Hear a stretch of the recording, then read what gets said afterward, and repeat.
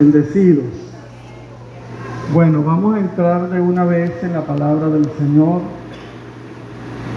Un pequeño resumen. Hace 3 domingos estuvimos hablando de un desenfoque. No le voy a llamar pecado, cada quien analizará.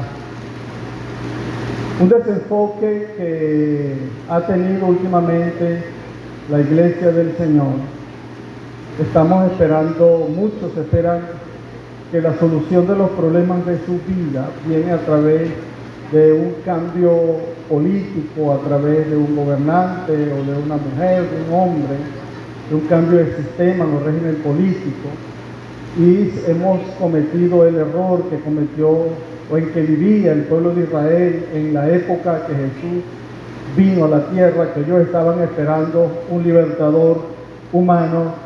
Y el Señor los sorprendió a ellos y todavía están cegados, pero la salvación nos ha llegado porque nuestro Mesías es Cristo, ya está con nosotros. Amén. Ahora, eso puede generar alguna pregunta, porque algunas personas pueden decir, entonces los gobernantes y los políticos, eso nada que ver, y se puede caer en el extremo o en el error que han caído unas personas que son llamadas testigos de Jehová, que ellos desconocen el gobierno, ellos pueden ir a elecciones y van a votar, pero cuando usted ve que salen 100,000 votos nulos, 300,000 votos nulos, es imposible que todo sea por errores humanos o por la máquina. Sencillamente ellos votan nulo porque ellos no creen en el gobierno civil. Ellos no cantan el himno nacional ni reverencia a la bandera, es decir, ellos están en contra de toda estructura de gobierno. Y puede ser que muchos cristianos caigan en ese error también. Entonces, ante ese vacío que pudo haber quedado de esa predicación, el domingo pasado estuvimos hablando acerca de 3 instituciones que hizo Dios, que fueron: la primera, la familia; la segunda institución fue el gobierno civil; y la tercera institución es la iglesia, de la cual vamos a hablar un poco hoy acerca de cómo nació la iglesia del Señor. Entonces vimos que Caín no pudo gobernar su violencia, aunque Dios le dijo: puedes gobernar el pecado, puedes enseñorearte sobre él, pero él no lo quiso hacer y él mató a su hermano. Luego vemos que descendientes de él, un séptimo descendiente de él, llamado Lamec, el primero que se registra en la Biblia, que tiene 2 familias, 2 mujeres, destruyendo la primera institución que Dios creó, que es la familia. Varón y hembra los creó y Adán le dio una sola mujer. Viene ya el enemigo a destruir la primera institución divina diseñada por Dios, que se llama la familia. Entonces este hombre Lamec establece para sus generaciones, porque él establece un principio sobre estas mujeres, y la maldad va creciendo cuando les dice: Ada y Sila, escuchen mi voz. Maté a un hombre porque me golpeó y a un joven porque me hirió. Y ahí comienza se sigue manifestando el espíritu de rencor y de venganza que había en el corazón de Caín. Y luego él dice: si Caín será vengado 7 veces, Lamec será vengado 70 veces 7. Y vimos cómo Cristo le hace contrapeso a toda esa cultura de violencia que había, porque cuando le preguntaron: ¿debo perdonar 7 veces? Él le dice: no, debes perdonar hasta 70 veces 7. Y yo creo que el que perdona 70 veces 7 lo hace un hábito en su vida. Y si deja de perdonar, y si perdona 70 veces 7 y requiere más perdón, tiene que usar de más perdón en el nombre del Señor, porque ese es el principio. Vimos cómo la tierra se llenó de violencia, había anarquía, muerte, la gente vivían desordenadamente, se casaban, se daban en casamiento, pero había una gran anarquía porque el gobierno que Dios les había establecido, el dominio propio en el huerto del Edén, lo habían perdido. Dios decide tomar la justicia, matar a los malos, salvar una familia a través de Noé, y entonces se establece el gobierno civil cuando le dice a Noé: el que mate a espada debe ser muerto. Y ese principio nunca el Señor lo eliminó, porque cuando estaba en el huerto del Edén, que Pedro sacó una espada para defenderse, entonces Jesús agarró la oreja de este joven llamado Malco, lo sanó, se la restituyó y le dice: guarda tu espada, porque tú sabes que el que mata a espada debe ser muerto. Jesús al otro día a las 9 de la mañana fue crucificado, y ese principio del gobierno civil no lo abolió en ningún momento. Entonces es algo que está vigente, porque es el único pecado que no puede ser restituido. Los demás otros pecados pueden ser sanados y restituidos. Si usted robó, puede pagar. Si usted dañó un hogar, puede pedir perdón y puede restituir. Si usted habló mal de alguien, usted puede restituir ese daño moral que ha hecho. Pero quitar la vida es el único pecado que no se puede restituir, y la muerte se paga con la muerte. Aunque muchas personas han malinterpretado esto y consideran que la pena de muerte no es de Dios, pero si usted me lo demuestra en la Biblia que no es de Dios, entonces yo vendré aquí y se lo predicaré a ustedes y se los diré. Aunque Dios no quiere que el hombre perezca, esto es cierto, Dios no quiere que el hombre perezca, pero es lo que Él estableció. Él incluso le dijo en ese momento a Pedro: tú no sabes que puedo pedir a mi Padre 12 legiones de ángeles que vengan a defenderme. Pero Jesús lo que estaba estableciendo, que una institución diseñada por Él, porque Él es el principio de la creación, todas las cosas por Él fueron hechas, para Él y por Él. Entonces Él en sí mismo no iba a destruir un principio que nos dio para gobernar y controlar la violencia que todos llevamos dentro. Todos somos violentos. Alguno puede decir: pastor, pero en mi corazón no hay violencia. Si usted es casado, bueno, permítame hablar con su esposa y con usted, a ver cuántas veces a ver si usted nunca le ha ofendido de palabras, no ha sido violento hacia ella de palabras. Otros son violentos físicamente y otros ejercen otro tipo de violencia. También hay violencia del hombre de la mujer hacia el hombre, de los padres hacia los hijos, entre vecinos.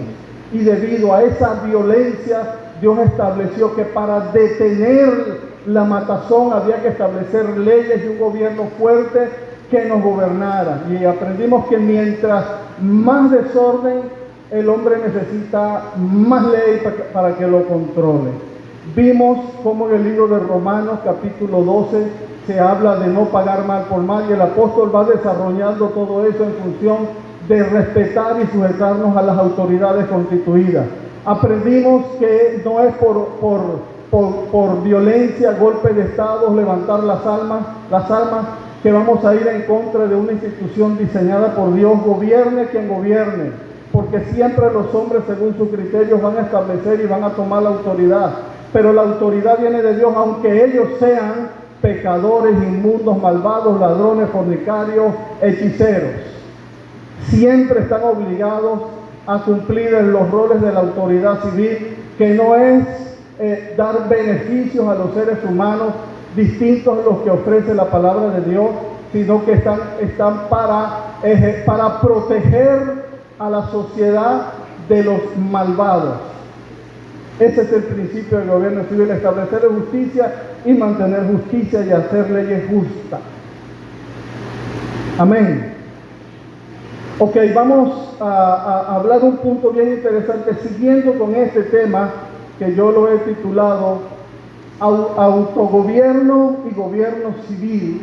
Lo he titulado estos tres temas que he traído. Si usted busca Génesis capítulo 34,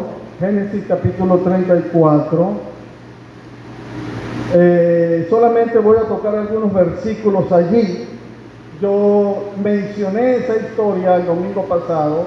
Es la historia cuando una joven llamada Dina, hija de Jacob, tenía 12 hermanos de distintas mujeres, pero ella tenía 6 hermanos según la carne de papá y mamá, que su mamá era Lea, una de las siervas de Raquel. Usted conoce esa historia. Pero ella fue a la tierra donde habían llegado y ella quiso conocer Siquén, porque se habían establecido allí. Y hubo un joven, era el territorio, pero el joven se llamaba Siquén también, príncipe de la tierra, y se enamoró de la muchacha, pero no lo hizo de la manera correcta, sino que dice la Biblia que la violó. Luego ella se lo comenta a su padre, a sus hermanos, su padre se molesta.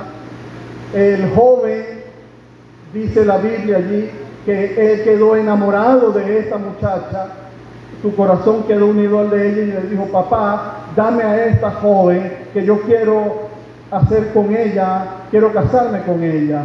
El papá, me imagino que luego de corregirlo, reprenderlo, fue a hablar con Jacob y le dijo a Jacob y a sus hermanos, a sus hijos, le dijo: mi hijo cometió un error, venimos aquí a reconocer que fue una gran falta, pero queremos pedir disculpas, él se quiere casar, vengan ustedes, vamos a emparentarnos, vamos a que nuestras mujeres se casen con ustedes, las mujeres de ustedes con nosotros, vamos a comerciar en la tierra, y todo aquí, todo este territorio donde estamos es de ustedes también. Ellos bajo engaño le dijeron: aceptamos la propuesta, pero la única condición es que todos los hombres se circunciden porque ustedes son incircuncisos. Y después que se circunciden, entonces pasan a formar parte del pacto que tenemos con Dios, y en ese momento sí podemos casarnos y mezclarnos como familia. Al tercer día, cuando ellos estaban en el mayor dolor, dice que fueron dos personas, fueron los que ejecutaron la muerte, fueron Simeón y Leví. Entraron, fueron casa por casa, matando a los hombres. Cuando usted lee en ese capítulo, cuando el papá de Siquén llegó a la ciudad, dice que habló con los ancianos que estaban en la puerta de la ciudad, porque ellos eran los que ejercían el gobierno civil. Siempre cuando usted ve en la Biblia que habla de las puertas, es porque los ancianos se sentaban a las puertas a ejercer gobierno, y ahí estaban los jueces. Entonces él entra por el gobierno, pero ¿qué hicieron estos dos hijos de Jacob? Lo primero que hicieron fue destruir el gobierno civil de esa ciudad. Y entraron casa por casa, mataron a todos los hombres, y después sus hermanos vinieron después, los otros hijos de Lea. Entraron estos otros hombres y porque dijeron: en venganza, y se llevaron a las mujeres, a los niños, al ganado. Y hay un versículo, dice, el versículo 20 dice: entonces Amor y Siquén su hijo vinieron a la puerta de su ciudad y hablaron a los varones de su ciudad. Ellos hablaron con el gobierno de esa ciudad. El 25: pero sucedió que al tercer día, cuando sentían ellos el mayor dolor, dos de los hijos de Jacob, Simeón y Leví, hermanos de Dina, tomaron cada uno su espada y vinieron contra la ciudad que estaba desprevenida y mataron a todo varón. Si usted puede subraye esa palabra, desprevenida, porque así actúa el vengativo. Aprovecha la máxima debilidad de quien él considera que lo ofendió y va a atacarlo, matarlo, herirlo por la espalda. Los hombres no pudieron cumplir con su rol de proteger la ciudad y su familia, porque el gobierno civil había sido desmantelado. La versión hispanoamericana de la Biblia dice: los otros hijos de Jacob, en el verso 27, también fueron, y pasando sobre los cadáveres, saquearon la ciudad en venganza por el ultraje cometido contra su hermana. Entonces vemos aquí cómo estos hijos de Jacob actuaron en venganza. Lo lógico es que ellos pudieron resolver este conflicto no tomando la justicia por su mano, porque el problema del vengativo es que toma la justicia por su propia mano. En Génesis 49, cuando Jacob está por morir, él llama a sus hijos, y según el orden de nacimiento, él comienza a darles palabras. Simeón y Leví, Simeón fue el segundo y Leví el tercero. Y en el verso 5 le dice Jacob, al resto de sus hijos los bendice, pero a estos dos que diseñaron la venganza, que diseñaron la maldad, que fueron perversos, él les dice, Simeón y Leví son hermanos, armas de iniquidad sus armas. Otra versión dice armas de violencia. En su consejo no entre mi alma, es decir, en sus reuniones, cuando hagan reuniones para tomar decisiones, en sus asambleas, yo no voy a estar allí, no voy a consentir lo que ellos hablen, ni mi espíritu se junte en su compañía, porque en su furor, diga conmigo, furor, mataron hombres, y en su temeridad desjarretaron toros. El verso 7 dice, maldito su furor, que fue fiero, y su ira, que fue dura. Yo los apartaré en Jacob y los esparciré en Israel. Otra versión dice así, Simeón y Leví son hermanos, instrumento de violencia son sus armas, instrumentos de violencia. Otra versión dice que son mercaderes de la violencia. El 6, no querría estar presente en sus reuniones, ni comprometer mi honor en sus asambleas, pues cuando se enfurecieron, mataron hombres, y en su crueldad desjarretaron bueyes. Maldita su ira tan violenta y su furor tan feroz. Yo los dividiré en Jacob y los esparciré en Israel. Nosotros pudiéramos decir, qué personas tan malvadas, pero si nosotros analizamos nuestras vidas, tenemos que reconocer, como dijo David en el Salmo 51, en maldad fui formado, en pecado me concibió mi madre. ¿Cuántas veces has entrado en actos violentos que se te ciega la vista? ¿Conoce usted personas que se les ciega la vista, se les nublan los ojos cuando entran en tanta violencia y destruyen? Pueden destruir a las personas, pero si no están las personas, destruyen celulares, puertas, ventanas, camas, tiran zapatos, maldicen, golpean al que tienen a su lado, golpean al niño, golpean al esposo, golpean a la esposa, salen gritando. Yo creo que si alguno de los que está aquí dice, yo nunca he sentido ningún nivel de violencia, yo lo felicito. Me extraña que ya no esté en el cielo, porque todos los que han sido santificados ya y han vencido están en la presencia del Señor. Decimos amén. Entonces yo quiero ver las manos levantadas, aquellos que alguna vez en su vida han tenido algo de violencia. Vamos a una pregunta un poquito más fuerte. Levante la mano los que alguna vez se les nubló la vista en un acto de violencia. A ver, aquí hay unos santos. Entonces usted sabe lo que es el furor y la rabia tan grande. Es que es tan grande esta rabia. Es que me da rabia y todo. Usted sabe lo que es eso. Pero qué bueno que tenemos al Señor en nuestras vidas, que ha venido a tratar con la violencia que hay en el corazón de los hombres. Para eso nos dio su palabra. Para los más violentos el gobierno civil. Para los menos malos nos dio una esposa y un esposo para que nos gobierne. Y a los hijos nos dio padres para que nos gobernaran. Porque nadie puede andar suelto por allí. Los que deciden andar sueltos en la vida, usted los ve después mendigando, sacando basura de los potes de basura. Y después eso se usa como campaña electoral para desacreditar a los gobiernos. Pero claro, los gobiernos se lo merecen, porque los roles de ellos no es atender a esas personas. Esas personas deben ser sanadas y defendidas, primero por su familia y segundo por la iglesia, es lo que dice mi Biblia.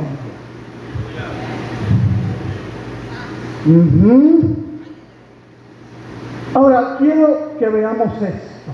¿Usted sabe cuál fue la tribu que ejerció el sacerdocio en el pueblo de Israel? Unos 400 años después, o 350 años después. ¿Cómo se llamó la tribu? De Leví. Recuerden que Dios les dijo a través de Jacob: los voy a esparcir en Israel. Ellos fueron llamados al sacerdocio. ¿Y qué es el sacerdocio? Es gracia, es transformación, es nuevo nacimiento, es misericordia. Para caminar en sacerdocio hay que caminar en misericordia y en gracia. Porque misericordia es hacer un bien y un favor a quien no lo merece. Sus ancestros actuaron matando todos los hombres de Siquem. No lo merecían, pero ellos no conocían lo que era la misericordia. Pero luego Dios llama a los descendientes de esa tribu para que fueran los sacerdotes en el pueblo de Israel. Los esparce en Israel, porque en toda tribu de Israel habían levitas, y los esparció. Y les digo de paso, van a estar tan esparcidos y van a aprender. Queridos hijos, les decía, que la herencia de ustedes voy a ser yo, para que ellos aprendieran. El sacerdote sirve de mediador entre Dios y los hombres, y entre los hombres en aquella época. Dice la Biblia que de ellos buscarían la ley, debían administrar la justicia y asesorar a los jueces. Si usted lee el libro de Levíticos, usted va a ver todos los roles que tenían los levitas y sacerdotes. Eran roles de justicia, eran roles para proteger al pueblo. Todo lo contrario a lo que habían hecho sus ancestros. Ante casos difíciles, debían administrar justicia. Eran algo semejante cuando la situación era muy difícil, que los jueces no podían resolver algo. Dice la Biblia que ellos debían ir al sumo sacerdote y a los sacerdotes y pedir consejo. ¿Cómo vamos a resolver estos problemas? Vemos aquí, querida familia, Malaquías 2:7 dice: porque los labios del sacerdote han de guardar la sabiduría, y de su boca el pueblo buscará la ley, porque mensajero es de Jehová de los ejércitos. Dios agarró una tribu que había nacido mal, que tenía un mal diseño de violencia, y la colocó en el sacerdocio del pueblo de Israel. ¿No es eso lo que hizo Jesús con nosotros? ¿No dice la palabra del Señor? Pregunta el apóstol Pablo en Romanos 3, ¿qué pues? ¿Somos mejores que ellos? En ninguna manera, pues ya hemos acusado a judíos y a gentiles que todos están bajo pecado. Como está escrito, no hay justo ni aun uno, no hay quien entienda, no hay quien busque a Dios. Todos se desviaron, a una se hicieron inútiles, no hay quien haga lo bueno, no hay ni siquiera uno. Sepulcro abierto es su garganta, con su lengua engañan, veneno de áspides debajo de sus labios. Su boca está llena de maldición y de amargura.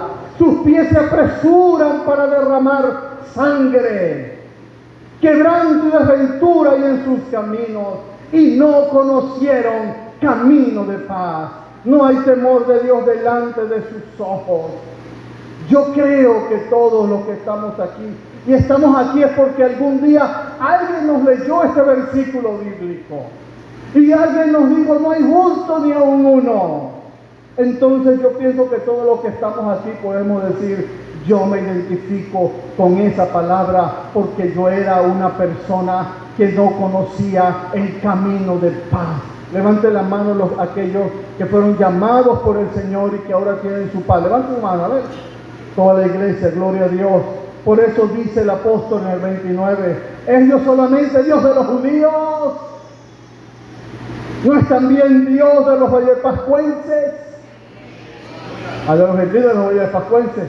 Solo Dios se movía en Israel allá, y hay quienes quieren ir allá a orar y a lamentarse en un muro, cuando acabamos de leer que Dios cambió nuestro lamento en baile. Yo pienso que si alguna vez tú quieres ir a Israel y quieres ir a ese muro, seguramente si el Espíritu de Dios está en ti, en vez de lamentarte y mover tu cabeza como junco allá en el muro y llevar un papelito allí, tú, porque el Señor ha cambiado tu lamento en baile, tú vas a tener que danzar y alabar al Señor, porque ese es el diseño tuyo. Dios no es solo Dios de los judíos, es Dios de los vallepascuenses. Ciertamente también de los vallepascuenses, porque Dios es uno y Él justificará por la fe a los judíos y por medio de la fe a los vallepascuenses. ¡Aleluya! ¡Qué bendición! Que a través de la obra de Cristo tú eras como Leví en violencia, pero el Señor te ha hecho rey y sacerdote para su gloria. Tú eres sacerdote de Dios. Te lo vuelvo a decir, tú eres sacerdote de Dios. Es lo que Dios hace con toda persona a quien llama y la hace rey y sacerdote. Ese fue el trato con Leví. Pero Dios viene a tratar con Simeón también. ¿Y qué le dijo? Dios también le dijo eso mismo a Simeón. Fue una palabra para los dos porque eran hermanos. Si usted analiza esas palabras de Jacob, a cada uno le dio su bendición, pero a ellos los vio como uno solo.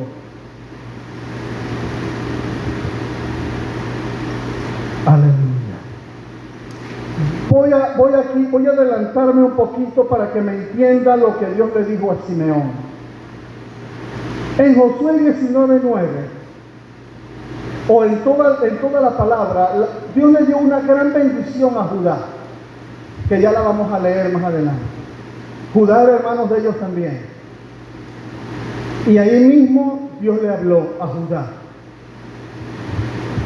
Pero lo que Dios estableció para Simeón, cuando usted lo ve allí en él, se lo voy a leer rápidamente. ¿Dónde está el versículo? Que se me hizo el versículo. Bueno, después se lo muestro por allí. Cuando Dios repartió la tierra, en Josué capítulo 1 creo que está, Dios dijo, Judá tiene mucha tierra. ¿Y sabe qué hizo Dios con Simeón? Metió a esa tribu dentro de la tierra que pertenecía a Judá. Las otras tribus, todas tenían linderos con las tribus que estaban a su alrededor. Pero la única tribu a quien Dios metió dentro del territorio de Judá fue a Simeón. ¿Y qué representa Judá?